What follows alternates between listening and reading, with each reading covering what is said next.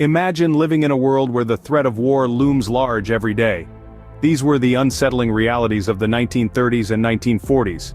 Across the Atlantic, Europe was in the throes of upheaval. Fascism was on the rise, casting a long, terrifying shadow. It was a time of fear, a time of uncertainty. The ominous drumbeats of World War II were becoming louder and more insistent. Meanwhile, Canada, a peace-loving nation, found itself thrust into the role of an allied force.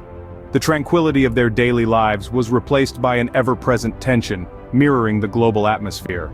It was a world in turmoil, a world on the brink, and yet, amidst this backdrop of fear and uncertainty, a unique event was set to unfold.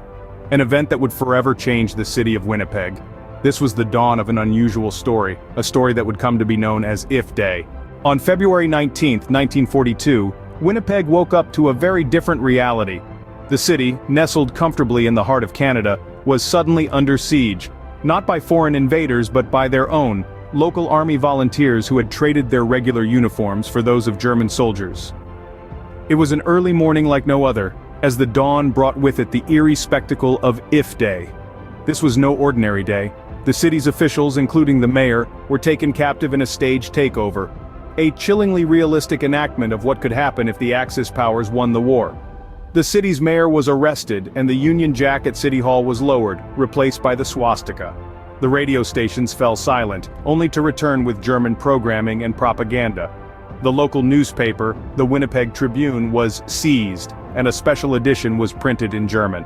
This was a masterfully orchestrated event, designed to bring the harsh reality of war closer to home, to a city untouched by the devastation unfolding across the Atlantic.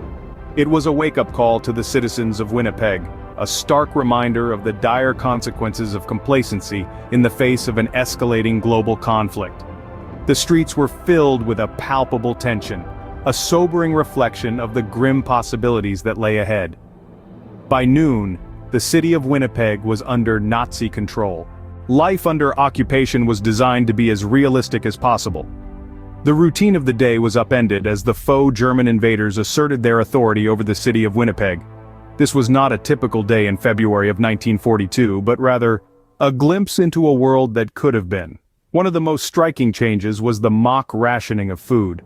The people of Winnipeg were accustomed to the bounty of their land, with its rich soils and plentiful harvests. But under this imagined occupation, they were introduced to the harsh reality of limited supplies and the need to make do with less. This was a stark reminder of the hardships being faced by millions across the Atlantic, where food was scarce, and every meal a luxury.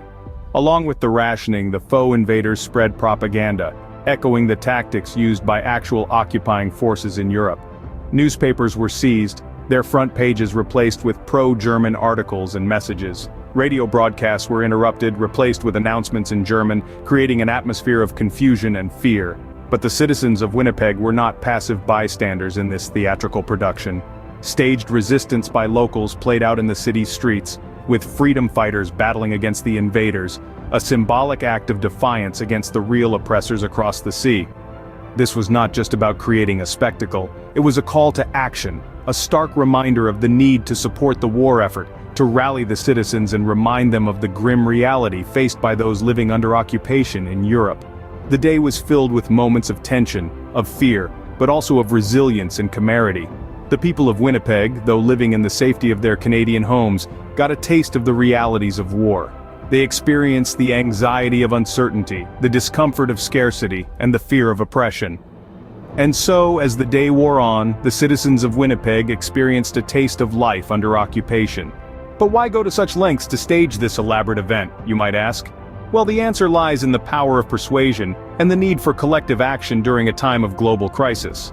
If Day was not just an exercise in theatricality, it was a strategic move designed to jolt the citizens of Winnipeg and indeed the whole of Canada into realizing the stark realities of war.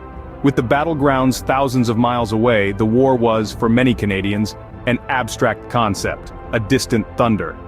If Day aimed to bring the war to the doorstep of every citizen, making it a tangible, immediate threat. The event's secondary, yet no less important goal, was to boost war bond sales.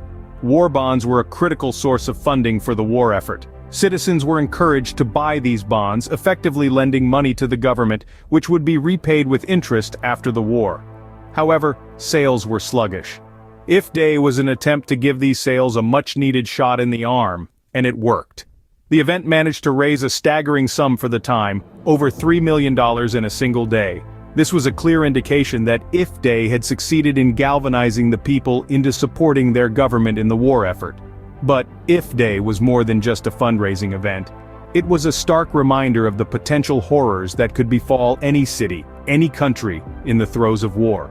However, it also showcased the resilience and unity of the people. It demonstrated their ability to face adversity, to stand together in the face of a common enemy, to rally and respond when called upon.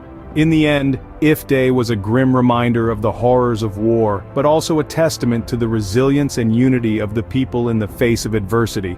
It showed that even in the darkest of times, there is hope, and there is strength in unity. Today, IF Day stands as a unique event in the annals of history.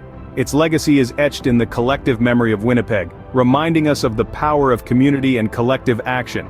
This peculiar day in 1942 sparked unprecedented war bond sales, bolstering Canada's contribution to the Allied war effort. It served as a stark reminder of the stakes at hand, bringing the war closer to home. And so, in the midst of a world at war, the city of Winnipeg showed us the power of IF.